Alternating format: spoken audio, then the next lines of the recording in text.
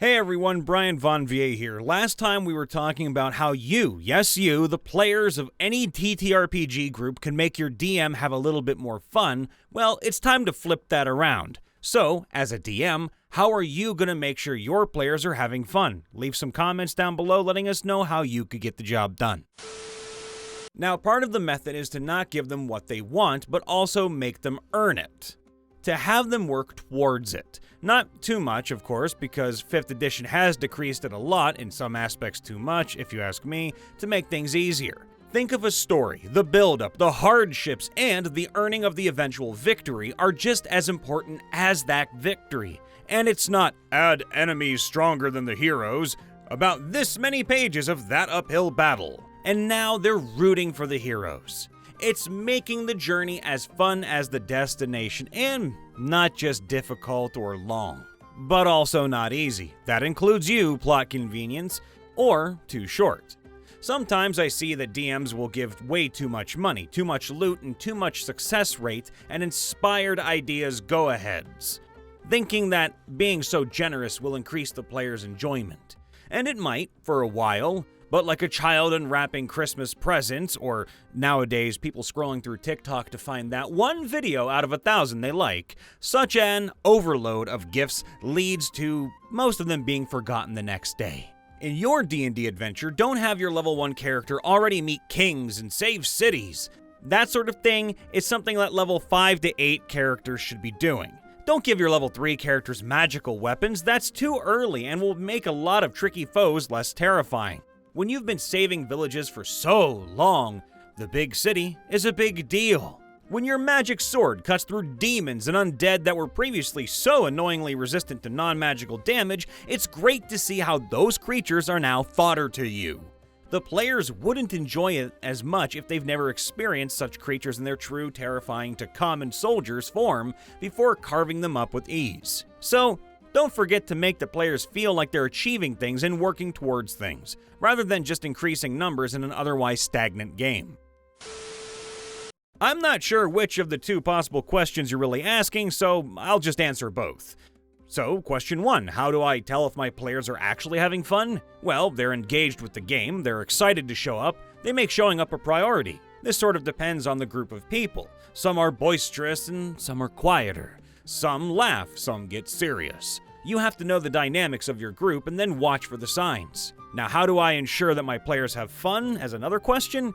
Well, you don't. That's not your responsibility. Don't take that responsibility either. That way lies madness. Your job is to create an environment in which players can choose to have fun or not. You can't make anyone have fun. That's a personal choice. You can only invite them to have some fun. Accepting the invitation is up to them. If you try to make sure your players have fun, the one person not having fun will be you. I promise you that much. I actually, as the narrator, disagree with this because as a DM, your priority is to bring together a table of people that all want to play a game.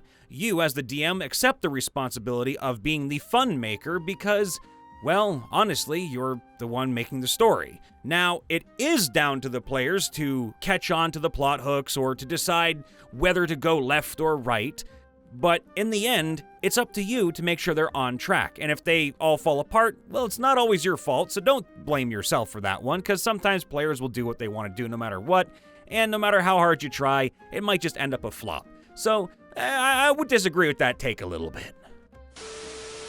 I believe I have cracked the code on this one, and it requires 2 things. Give them what they want, and alcohol.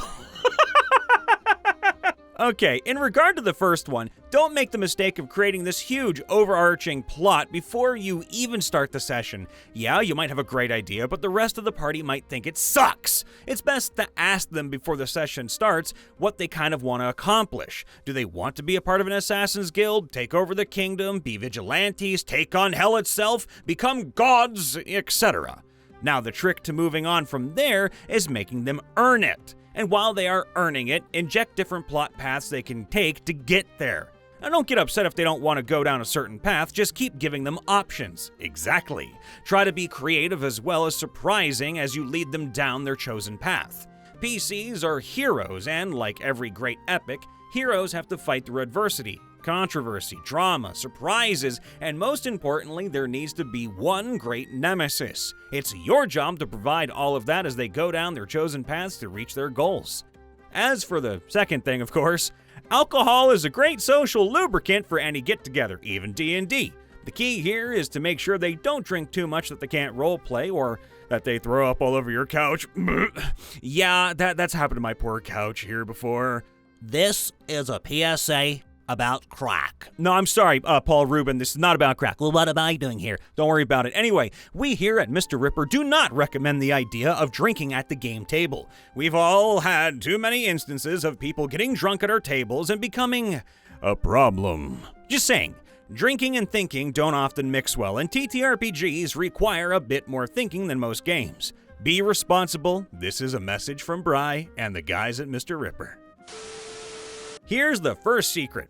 It's not my job to make sure everyone has fun. Yes, it is, a little bit. To an extent, it is. It's my job to put out a compelling story that challenges the players and give them agency in their world choices. It's my job to take their cues and hopefully steer the campaign towards their interests, but I can't make them have fun. The players own that. I agree. But obviously, I want everyone to have fun, so I design my encounters to challenge everyone. And I try to minimize but not eliminate encounters that they don't have tools to solve. If there are niche skills or interests among the players, I had a player who really liked barroom brawling, a player who was a cobbler, I try to think about that ahead of time. Most of all, though, I ask the players. Some groups love to roleplay, some groups want to map out a dungeon grid square by square, others would rather have an accurate overworld map. Some players enjoy being stealthy, others want to break open a door and have the enemies cower before them. Finally, itemization is something I pay a lot of attention to, especially the first introduction of magic weapons or armor, wands, or other devices. Don't be that idiot that includes boots of flying in a treasure chest without thinking that through ahead of time. Don't be me! How do you tell if they're having fun besides just asking them? Are they paying attention to the game or checking Facebook on their phone? Are they telling jokes that have nothing to do with the game, or are the jokes based on what the rogue just did? Are they planning on how to take out the band of orcs, or just talking about last night's sports ball game? Well, if they're engaged in the game, they're having fun. If they're not engaged, then it's likely that they aren't. So, how do you make the game so people are having fun? Give them the game they want to play. So if they want a Conan-esque game where they explore dungeons, rob crypts, and woohoo the barmaids, then don't give them adventures steeped in politics and scheming, or vice versa if they don't like combat-heavy games. Also make sure that every character has some sort of backstory that you can incorporate into the game at some point. Don't force them to come up with one, but reward them if they do, and then screw them over with it. Yeah, that's pretty common. I've been DMing on and off for about 5 years now. Congratulations. And in that time, I've learned 2 things. 1, you can't make all your players have fun. All you can do is put together the world for their characters to play in and be fair in your rulings. 2, if you're flexible with your plot, everyone will enjoy your game more. Those are some very broad statements, so allow me a moment to clarify.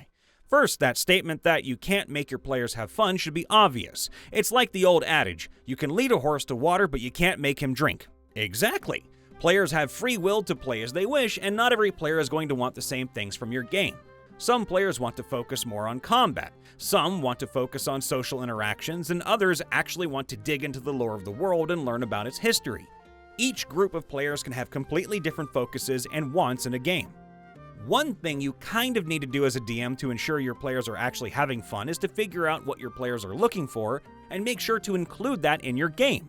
For me, personally, I've been very fortunate to have players who are not only flexible as far as what they want to do, but also very accommodating to the other players in the group. It's not a luxury everyone else has. Sometimes you're going to have a group of players who all want different things, and that's okay too. And as a DM, you want to run your game in a very specific way, and again, that's okay. Those 2 things might not exactly mesh though, so at that point you have to make a decision. Do you change how you're running your world, or do you ask the players who aren't interested in that kind of game you're running to step back? There's no easy answer to that question, honestly. I personally have done both, and it's not wrong either way. This is where that plot flexibility I mentioned can come into play. I've made slight accommodations to my world lore to include a player's character concept in the world because I liked what they came up with. I've also vetoed a player's character concept before it was too far out of line with my world's lore. In both instances, I talked at length with the player and made sure they understood my reasoning. And we worked out a good solution together. Being able to work with your players to help them bring together what they want to play at the table in a way that merges with your game appropriately is a good feeling for both you as a DM and for that player, especially when they see their ideas come to life when their character is interacting with the world. One of my players, for example, wanted to change out of his character because he wasn't enjoying his class, and his concept he brought for his second character was great, but it didn't really have a place in my world. So we worked together to make a place for it, if that made sense, and it ended up becoming the catalyst for a major faction within the world lore that the other players now get to interact with. Remember that the baseline for any TTRPG is everyone having a good time, and you'll most likely make the right choice more often than not. In one of my games, I have 3 players who mostly care about social interactions and 2 who care about combat. When we go into social situations, I know that I'm not going to hold the attention of the ones who don't really have an interest in those moments, and I'm okay with that, because I know when combat comes around, I'm going to have to drag my social butterflies into it, kicking and screaming. Well, not really. Maybe sometimes they're characters, but not the players, of course. But at the end of the session, I know it's been fun for everyone, no matter what the session was. Do you know how I know that? Because they all stick around after session to talk about what happened, and they come back the next week ready to do it again. That is the most important thing. If your players keep coming back and they're engaged and enjoying the game, you're probably doing just fine. Check in with them now and again to make sure, but chances are good that you found the right path already. At the end, I just want to say one thing. Communication is key. That's the biggest takeaway from all of these stories. Ryan Von VA here, checking in after the vid. Please make sure to leave a like, subscribe, ring that bell, and of course let us know down in the comments below, how are you going to make sure that everyone's having fun at the table? Not just DMs, not just players, but everybody, all in one harmony. We love you all, be safe, be happy, we'll see you next time, bye for now.